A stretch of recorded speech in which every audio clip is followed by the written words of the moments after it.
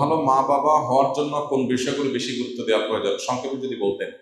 আদর্শ মা বাবা, যে মা বাবা আল্লাহর কাছে রিওয়ার্ড পাবেন তাদের এই প্যারেন্টিং এর জন্য, সেই মা বাবা হওয়ার জন্য সবচেয়ে গুরুত্বপূর্ণ বিষয় হলো কোরআন এবং হাদিস একজন মা বাবা যে করণীয়গুলো, হুকুকুল আওলাদ বা সন্তান সন্ততির যে হকগুলো বলেছে সেগুলো ভালো করে বোঝা এবং সেগুলো আমল করা।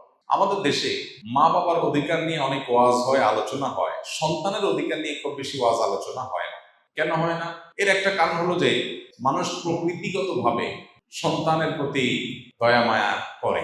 মা বাবার প্রতি মানুষের প্রকৃতিগত দায়িত্বশীলতা যতটা অনুভব হয়, মা বাবা সবসময় সন্তানদের খুশি করার জন্য, তাদের ভালোর জন্য চেষ্টাটা তুলনামূলক তার চেয়ে বেশি করে, অর্থাৎ প্রকৃতিগতভাবে হয়। এই জন্য ওয়াজটা কম হয়। কিন্তু এটার কারণে যেটা হয়েছে, অনেক মা বাবা সন্তানের প্রতি কর্তব্যগুলো তারা বুঝেন না। কিয়ামতের ময়দানে কিন্তু এই কর্তব্য আদায় না করার কারণে আল্লাহর কাছে জবাবদিহিতার মুখোমুখি হতে হবে। এই জন্য আপনি মা বাবা হয়েছেন দেখে শুধু তাদের কাছ থেকে আপনার পাওনা আছে, আপনার কোনো কর্তব্য নেই এমনটি মনে করার কোনো কারণ নেই।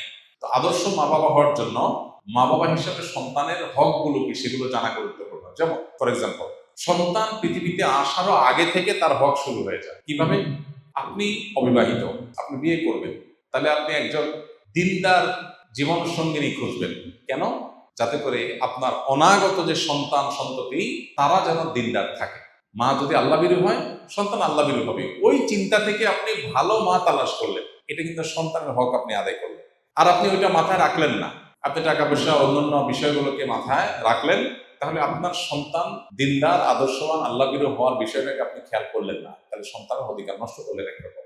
ঠিক একইভাবে স্ত্রী সহবাসের সময় যে দোয়া পড়া হয়, এই দোয়ার মধ্যে কিন্তু অনাগত সন্তান যেন ভালো হয়, নেক হয়, শয়তানের পাকড়াও থেকে রক্ষা পায় যেন দোয়া করা হয়। এটা কিন্তু সন্তানের চিন্তা থেকেই আসে।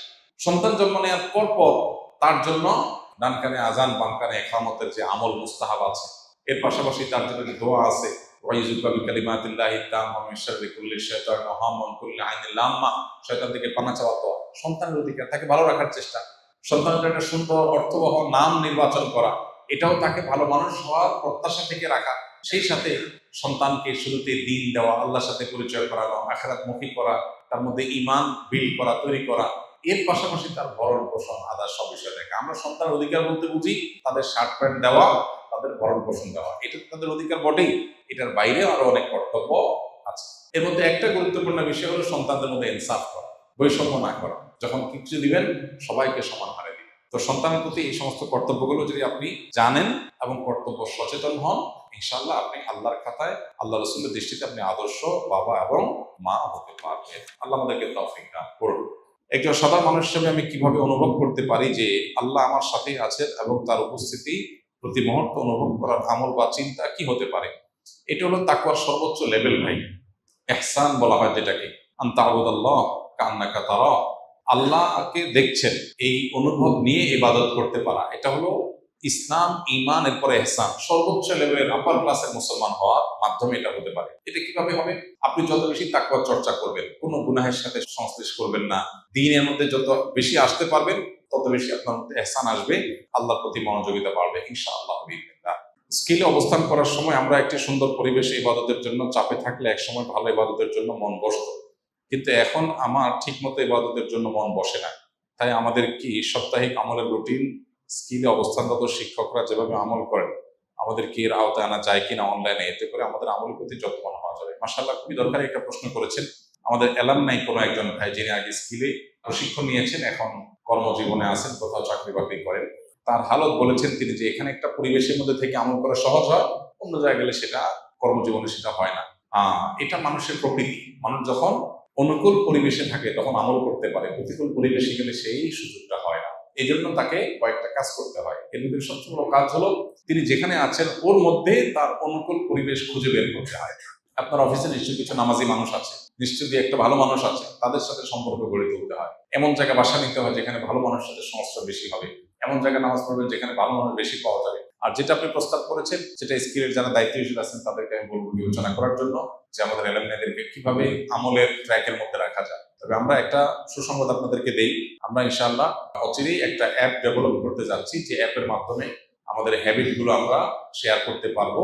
যে যেখানে থাকি না কেন প্রতিদিন ইনপুট দিতে পারবো, আমাদের পরস্পর কম্পিটিশন হবে, জানাশোনা হবে এবং অনলাইনে আমরা একে অন্যকে ইনশাআল্লাহ তদারকি করতে পারবো, একটা নেটওয়ার্কের মধ্যে রাখতে পারবো। আশা করা যায় সেটা আমাদের আমলের ধারাবাহিকতা ধরে রাখতে হেল্পফুল হবে। এবং এছাড়া এখানে মসজিদে যেহেতু আমরা জমা শুরু করেছি, যাদের সুযোগ আছে এখানে জমা করলেন, জমা পরবর্তী প্রোগ্রামে শরীর হলেন, এবং পরবর্তীতে আমরা এখানে রাত্রি যাপনের জন্য ব্যবস্থা রাখবো ইনশাআল্লাহ। যে সব গুজারি রাত্রি যাপন হবে, রাত্রি যাপন হলে তখন আমরা রাত পরে ইবাদতের সুযোগ পাবো ইনশাআল্লাহ।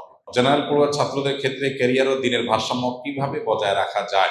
জেনারেল পড়ুয়া ছাত্র ভাইয়েরা তাদের ক্যারিয়ার এবং দিনদারিতা এটার মধ্যে ভারসাম্য রাখার জন্য তার আগে প্রায়োরিটিটা বোঝা দরকার। তার জন্য আখেরাতটা গুরুত্বপূর্ণ নাকি দুনিয়াটা গুরুত্বপূর্ণ? নিশ্চয়ই একজন ইমানদারের কাছে আখেরাত গুরুত্বপূর্ণ।